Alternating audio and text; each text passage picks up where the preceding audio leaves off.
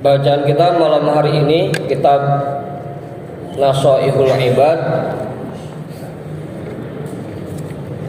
makalah kedua. Iya, Be, benar, Be? Iya.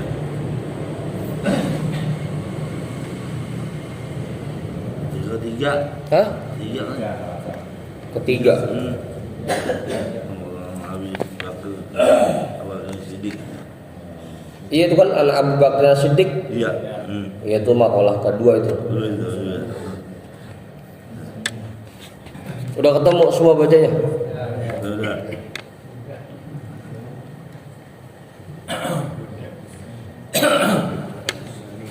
Bismillahirrahmanirrahim.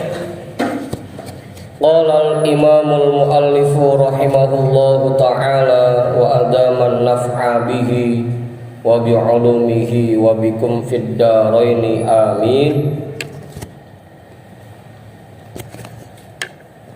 Wal maqalatu tsaniyatu an Abi Bakrin As-Siddiq radhiyallahu anhu. Dan makalah yang kedua an Abi Bakrin As-Siddiq, dari sahabat Abi Bakar As-Siddiq radhiyallahu anhu. Nama, Pak? Iya benar ya Sani ya. Biar deh. Iya, Sani ya, dua. Iya dua. Dia. Dari sahabat Abi Bakar As-Siddiq radhiyallahu anhu. Salatun la tudraku bi salatin. Salatun, ada tiga hal, la tudraku, yang tidak bisa didapatkan, la tudraku, yang tidak bisa didapatkan, bitalatin, dengan tiga hal. Ada tiga hal yang tidak bisa didapatkan dengan tiga hal. Ai salatu khisalin la tutlabu bitalatati asya'a. Artinya, ada tiga hal yang tidak bisa dikejar dengan tiga macam. Ada tiga hal yang tidak bisa dikejar dengan tiga macam perbuatan. Udah situ ya? Apa-apa aja? Ini belum ada nih. Penjabaran belum. Yang pertama, al-ghina bil muna bidammil mimi jam'u maniyatin. Al-ghina, yang pertama, kekayaan, bil muna, dengan angan-angan. Kita tidak akan bisa mendapatkan kekayaan hanya dengan mengandalkan angan-angan. Coba ya, seandainya ya pokoknya ngayal dah. Namanya angan-angan, pagi-pagi sambil minum kopi, makan singkong rebus, singkong goreng, duduk nyender lagi bengong, lagi ngayal.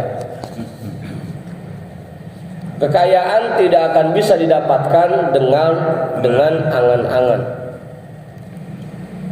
Bidomil mimi, dengan domah huruf mim, jam'u maniyatin, itu bentuk jamak dari kalimat maniyatin. Jadi bacanya muna, mimnya domah.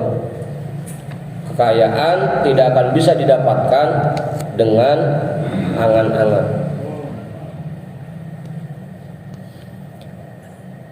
Ai fala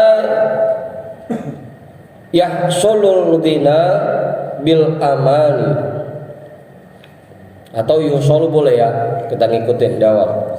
Fala yuhsalul ghina bil amani. Artinya fala yuhsalu, maka tidak akan didapatkan al ghina, kekayaan itu, bil amani, dengan angan-angan. Dengan angan-angan. Bal bil qismati minallahi ta'ala, bahkan bil qismati minallahi ta'ala, kekayaan itu bisa didapatkan bil qismati, dengan jatah minallahi ta'ala, dari Allah ta'ala, bukan dengan usaha juga, bukan dengan kerja keras juga. Kekayaan itu hanya bisa didapatkan dengan jatah yang sudah disiapkan oleh Allah Ta'ala. Kita mundur lagi ke bahasan sebelumnya, bahwa rezeki itu ada 4 kemarin ya. Ada yang madmun, ada yang maksum, ada yang mamluk, ada yang mau'ud. Yang madmun itu gizi untuk badan kita dan apa saja yang menopang kehidupan kita. Darah mengalir, jantung berdetak, napas keluar masuk, hati berfungsi, ginjal berfungsi, itu semua rezeki yang madmun.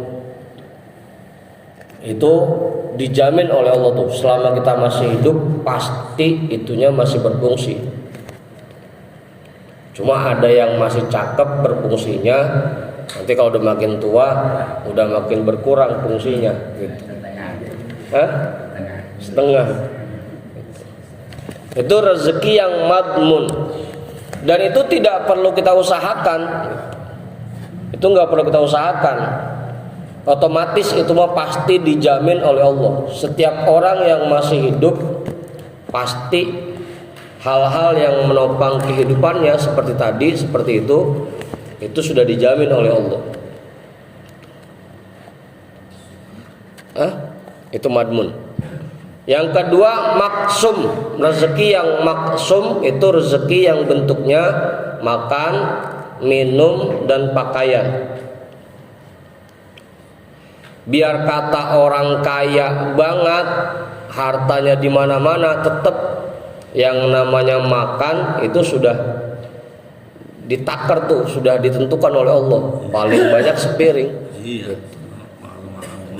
Biar kata hartanya banyak banget, tetap aja makannya sepiring. Kecuali Bang Andi dah, dia mah 2 piring.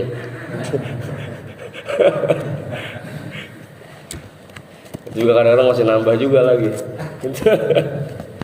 Itu rezeki yang maksum tuh. Biar kata kaya banget, tetap aja minumnya cuma segelas gitu. Biar kata kaya banget, tetap aja pakai baju juga paling cuma 2 lapis gitu. Yelok selemari mau dipakai semua sama dia, kagak, tetap. Itu rezeki yang maksum. Dan yang namanya makan itu pasti dijamin tuh oleh Allah, sudah dijatahkan.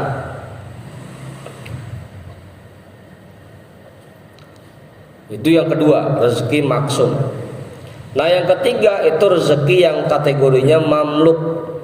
Apa yang kita miliki dari harta dunia, rumah, kendaraan, perhiasan, itu kategorinya kategori mamluk. Nah yang ranah usaha kita adanya di ranah usaha yang mamluk sama mau'ud. Mau'ud itu rezeki yang sifatnya dijanjikan oleh Allah buat orang-orang yang takwa, nanti Allah berikan anugerah. Wa may yattaqillaha yaj'al lahu makhraja wa yarzuqhu min haitsu la yahtasib. Atau wa qul tastaghfiru rabbakum tsumma tubu ilaihi yumatikum mata'an hasanah. Ada juga yang ayatnya wa yumditkum bi amwali wa banin. yursilis samaa 'alaikum midrara wa yumdidkum bi amwali wa banin. Ada juga ayatnya seperti itu. Itu rezeki yang mau'ud namanya, yang dijanjikan oleh Allah buat orang-orang yang takwa, itu nanti diberikan anugerah berupa harta yang melimpah. Nah, ranah usaha kita ada di ranah mamluk dan mau'ud. Kalau pengen punya rumah, pengen punya mobil, punya kendaraan, punya simpenan, tabungan, punya perhiasan, itu bisa pakai dua, pakai jalur darat yang namanya mamluk atau pakai jalur langit yang pakai kategori mau'ud. Cuma lagi-lagi itu pun tergantung bil qismati minallah, tergantung jatah yang sudah disiapkan oleh Allah. Jadi usaha kita ya sekedar usaha, ikhtiar kita ya sekedar ikhtiar. Kita kerja keras ya harus itu mah, karena tugas kita sebagai khalifah yaitu beraktivitas. Tapi hasilnya lagi-lagi tergantung jatah yang sudah disiapkan oleh Allah, gitu. Jadi yang namanya kekayaan itu tidak didapatkan dengan angan-angan, juga bukan hasil dari usaha yang kita lakukan. Usaha yang kita kerjakan ya tetap harus sebaik mungkin, ikhtiarnya tetap harus sebaik mungkin.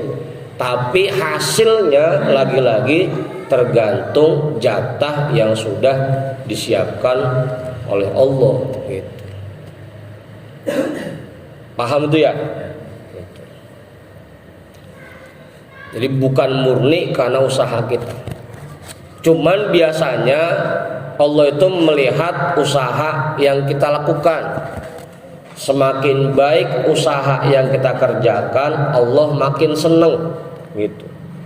Dalam hal apapun, ikhtiar nyari rezeki maisha semakin baik cara kita melakukannya, Allah makin seneng, akhirnya dikasih bonus, dikasih tambahan, begitu.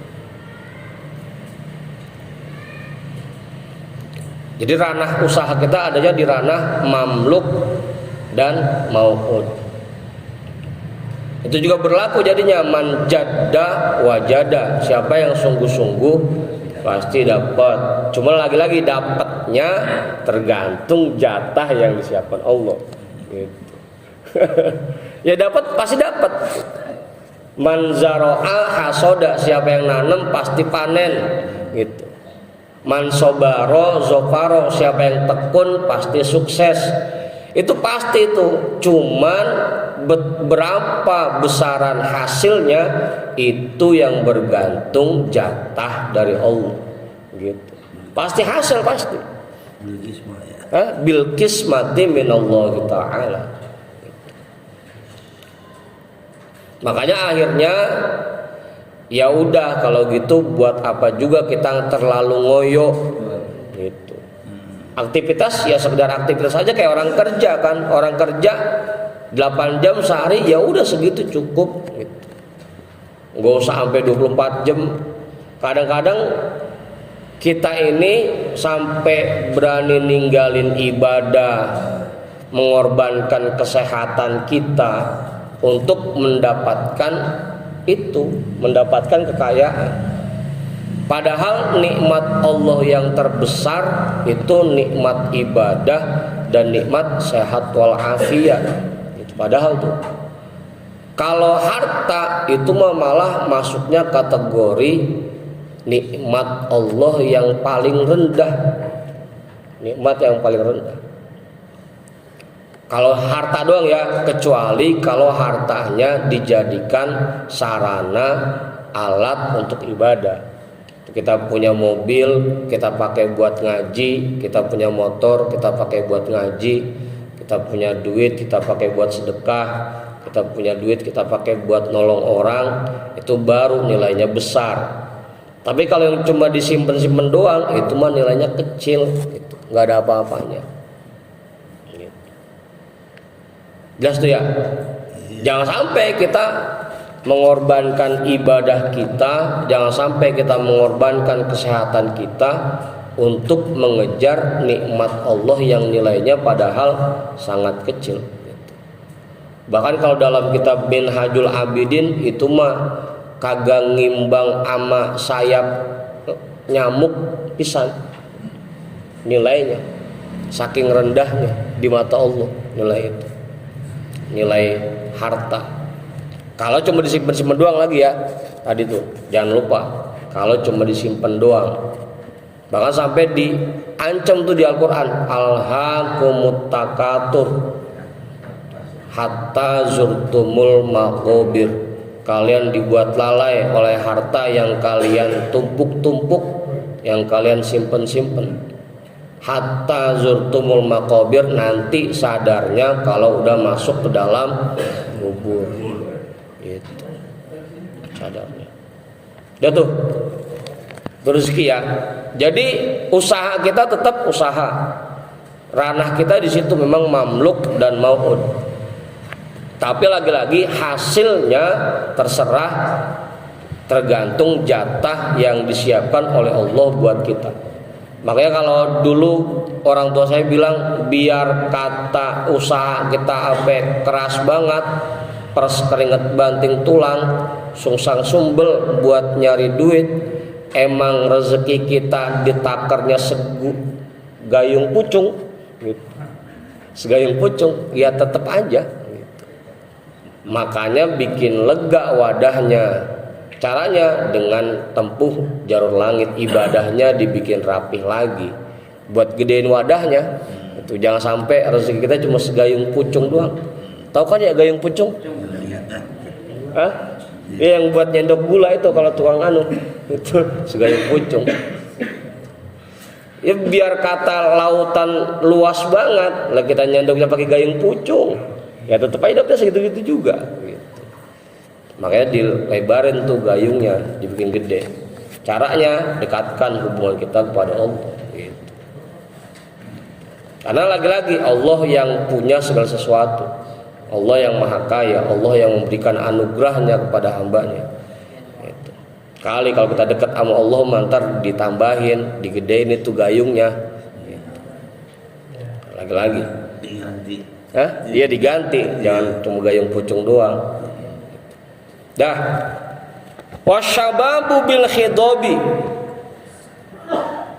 Dan masa muda bil khidobi dengan menyemir rambut, dengan semir rambut.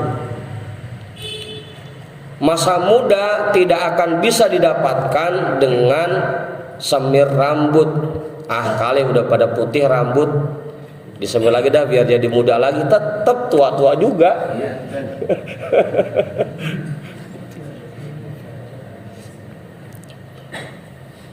Tetap. Babak kita misalkan biar kata muda lagi pakai semir rambut kan gitu. Biar kata muda lagi, tetap aja usia nggak dibohongin. Jalan udah mulai ayu-ayuan, tetap aja gitu. Fala yuhsalu syababu bi khidabi syahri bil hana'i wa nahwihi. Fala yuhsalu, maka tidak bisa didapatkan asyababu masa muda bi khidabi syahri dengan menyemir rambut, bil hana'i dengan pacar, wa nahwihi dan lain sebagainya. Pacar, tahu pacar? Itu yang biasanya orang pulang haji bawa tuh pacar. Atau kalau sekarang pakai pewarna rambut dah, apa namanya? Sama aja kan ya sebetulnya henna-henna juga.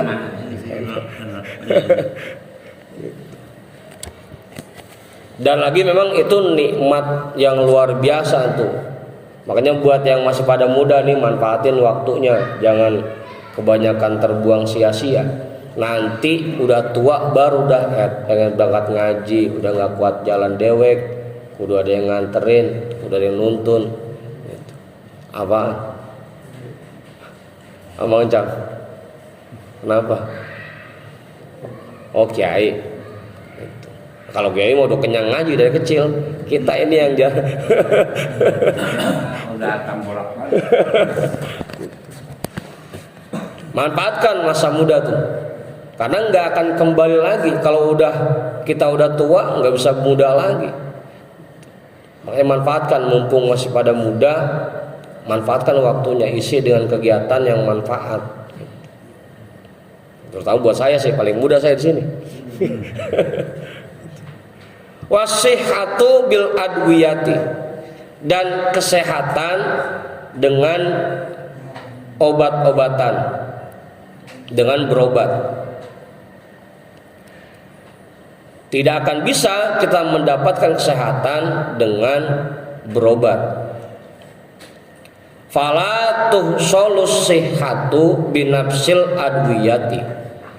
Fala tuhsolu, maka tidak didapatkan as-sihhatu, kesehatan itu, binafsil adwiyati, semata-mata dengan berobat. Bal bisyifa'illahi ta'ala, tapi itu didapatkan dengan kesembuhan yang diberikan Allah Ta'ala. Lagi-lagi ya, kayak tadi masalah rezeki, tugas kita sekedar nyari, hasilnya itu kita serahkan kepada Allah. Berobat juga begitu, tugas kita ya sekedar datang berobat ke dokter, itu tugas kita, ikhtiar kita itu. Begitu badan kurang sehat rasanya, kita datang ke puskesmas, ke klinik, ke dokter, minta obat, itu tugas kita. Tapi sembuh atau tidaknya itu tergantung kesembuhan yang Allah berikan. Gitu. Lagi-lagi makanya tugas kita sebagai hamba Allah cuma sekedar ikhtiar, cuma sekedar usaha. Mau hasil atau enggak, kayak berobat, mau sembuh atau enggak, itu mah terserah Allah. Gitu.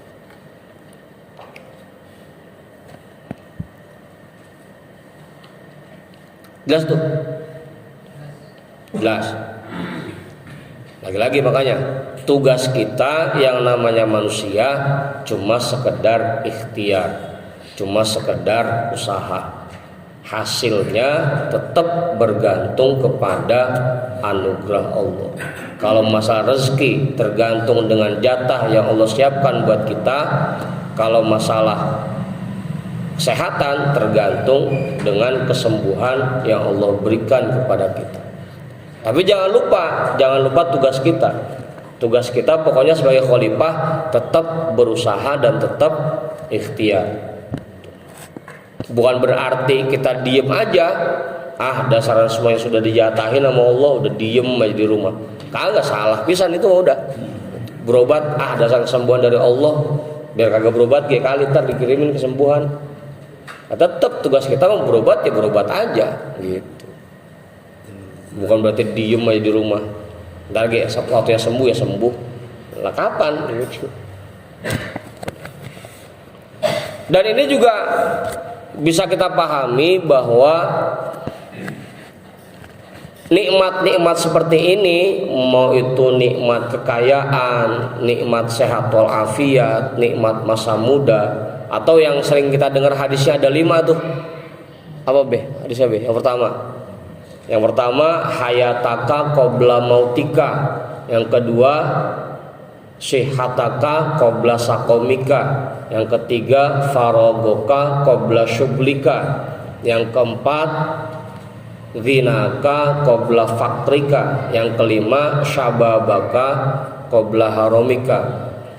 Ada nikmat hidup, yang kedua nikmat sehat walafiat, yang ketiga nikmat waktu luang, yang keempat nikmat kekayaan, yang kelima nikmat masa muda. Yang paling besar di antara itu semua nikmat hidup dan nikmat sehat walafiat. Jangan sampai kita mengorbankan nikmat sehat yang Allah berikan ini untuk mengejar sesuatu yang nilainya rendah, bahkan sampai kita abaikan kesehatan kita dan kita tinggalkan ibadah kita. Jangan sampai. Manfaatkan itu. Kalau lagi dikasih hidup, ya jangan semuanya dipakai buat cari duit melulu. Ada tugas-tugas kita yang lain, buat ibadah, buat bergaul di masyarakat. nolongin orang, bantuin orang. Jangan semuanya dihabiskan untuk mengejar sesuatu nikmat yang nilainya rendah di mata Allah. Bahkan kalau dalam kitab Minhajul Abidin itu Imam Ghazali ngasih contohnya rada ngeri beh. Dalam kitab Minhajul Abidin itu Imam Ghazali bilang nikmat ibadah itu kayak kita dikasih istana sama raja, disuruh jadi raja di istana itu, dikasih pelayan, dikasih dayang-dayang, dikasih hidangan yang nikmat-nikmat. Itu nikmat ibadah tuh. Nikmat harta itu kayak anjing lagi jilatin tulang, tulang yang dijilatin sama anjing. Ilok, kita lebih milih berebut tulang sama anjing dibanding tinggal di istana yang segitu megahnya, dilayanin, hidangan sudah disiapkan, kita di situ jadi raja. Ilok gitu. Di sini ada yang begitu kelakuannya. Hah? Ilok, kita disuruh enak-enak, semuanya udah disiapin sama raja buat kita malah lebih milih berebut tulang sama anjing. Gitu. Itu Imam Ghazali ngasih contohnya begitu tuh, saklek banget di kitab Minhajul Abidin. Jangan sampai kita meninggalkan ibadah kita demi untuk ngejar sesuatu yang nilainya rendah. Gitu. Makanya manfaatkan hidup, manfaatkan sehat untuk mendapatkan sesuatu yang bernilai. Gitu.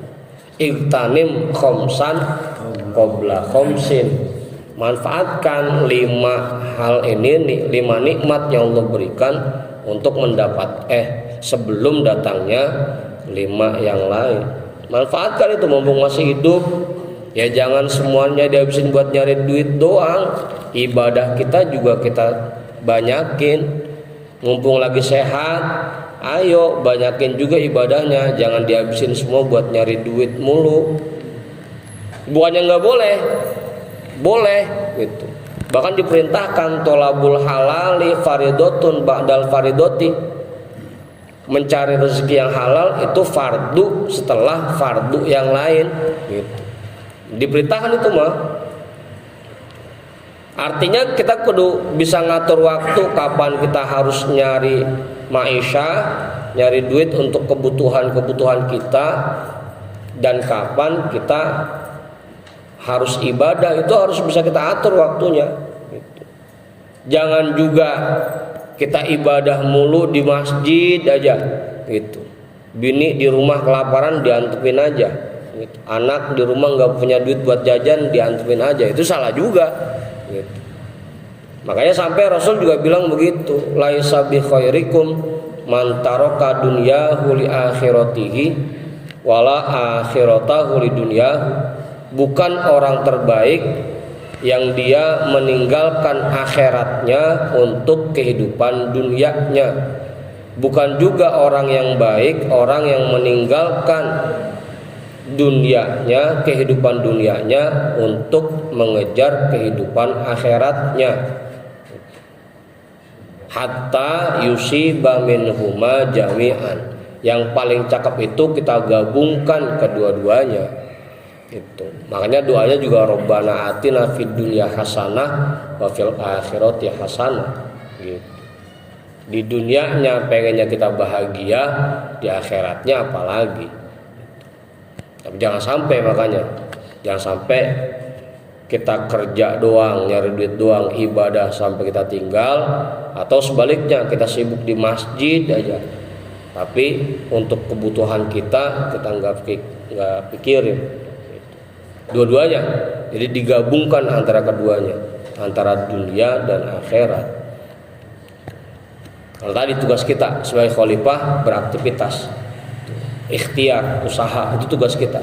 Meskipun hasilnya lagi-lagi bergantung dengan jatah yang sudah disiapkan Allah. Itu. Dah jam 7. Sebelum saya tutup, mungkin ada yang mau ditanyain atau ditambahin mungkin? Cukup paham semua ini? Paham ya? Insya Allah paham guru. Paham guru. Gurunya yang paham. Dah.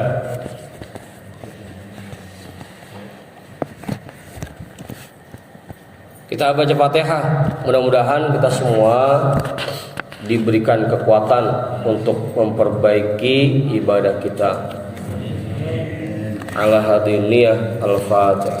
A'udzu billahi minasyaitonir rajim. Bismillahirrahmanirrahim. Alhamdulillahi rabbil alamin arrahmanir rahim maliki yaumiddin. Iyyaka na'budu wa iyyaka nasta'in. Ihdinas siratal mustaqim. Siratal ladzina an'amta 'alaihim ghairil maghdubi 'alaihim waladdallin.